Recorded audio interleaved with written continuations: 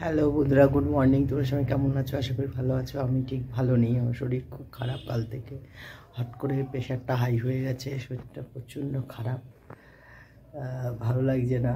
তাই তোমাদের খুব সামান্য ব্লগ ভিডিও অল্প অল্প করেই শেয়ার করছি।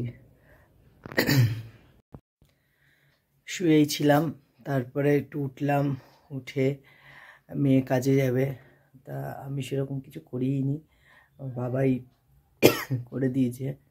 কারণ আমার শরীর খুবই খারাপ হয়ে গেছিলো কালকে বিকেলের পর থেকে। এখনও আমি সেরকম খুব যে বেশি ভালো কথা বলছি তা না, কিন্তু একদমই বন্ধ করে দিলে ব্লগটা তাহলে অসুবিধা আছে।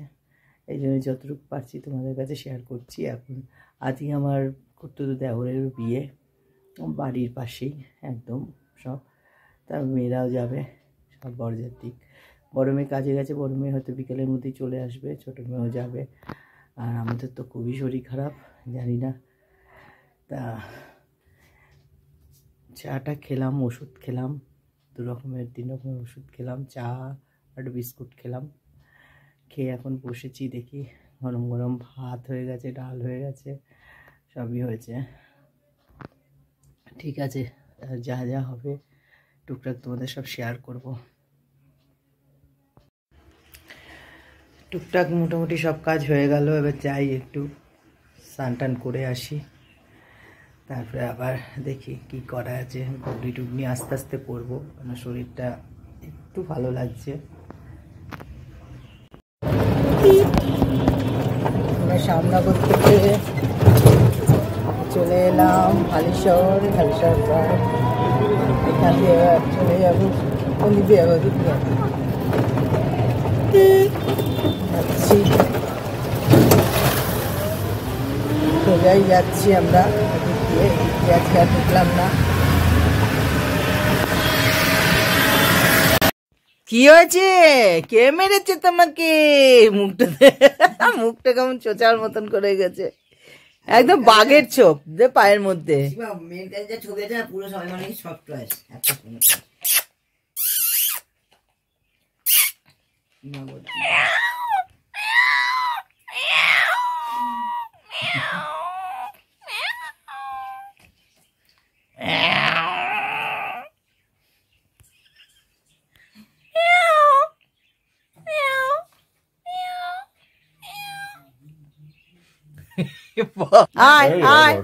কি হয়েছে? কে মেরেছে? কে মেরেছে? রে কে মেরেছে? এই বিড়ালগুলো কত সুন্দর খেলা করে, এগুলো যে আমাদের সাথে ছাড়া ঘুমাবেই না রাত্রেবেলা, দিনের বেলা দেখো।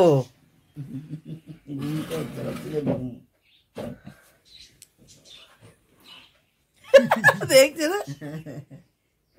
ভালো লাগে না ঘুমাচ্ছি।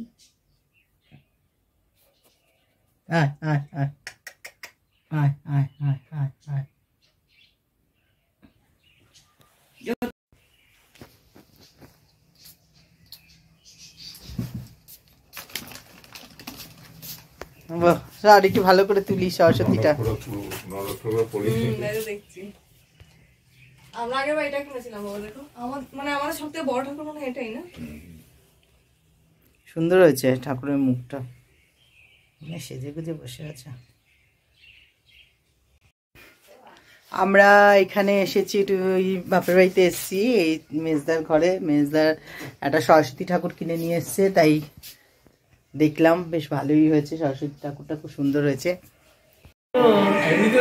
দিদির বাড়িতে এসেছিলাম, পুজোতে আসতে পারিনি। এই যে দিদির মেয়ে, যাচ্ছি, টাটা।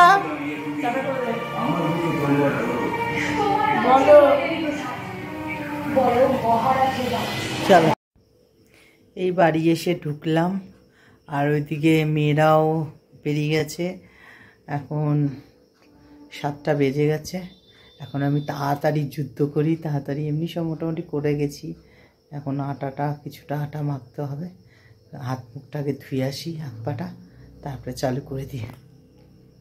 যাই হোক, সকালবেলা উঠলাম, উঠে মেয়ে টিফিন নিল, আমরা চাটা খেলাম, খেয়ে দিয়ে তারপরে স্নান টান করে এলাম। কেন আমার আজকে দেওরের বউ ঢুকবে বাড়িতে, তা ওর জন্য স্নান টান করে রেডি হয়ে গেছি। আর এদিকে দোকানের ঘুগনিটা মটরটা বসিয়ে দিই, ঘুগনি হবে, মটর সেদ্ধটা বসিয়ে দিই। তারপরে আজকে তো আমার ওয়াইফাইয়ের শেষ হয়ে গেছে, এখন দেখি রিচার্জ করাতে হবে। তা যাই হোক, আমি এখন এই মটরটাকে সেদ্ধ বসিয়ে দিই, তারপরে ঘুগনির সরঞ্জাম করব।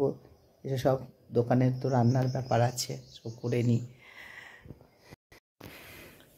আমরা এখন অপেক্ষা করছি, আমাদের বউ আসবে। বউ এসে গেছে, এখন আমাদের মন্দিরে যেতে হয়, সিদ্ধেশ্বরী মন্দিরে গেছে, গিয়ে ওখান থেকে একবারে তারপরে বাড়িতে আসবে, তাই অপেক্ষা করছি। মেয়ে, ছোটো মেয়ে তো খেয়ে পড়াতে চলে গেল, দাঁড়াতে পারলো না, দেরি হয়ে যাবে।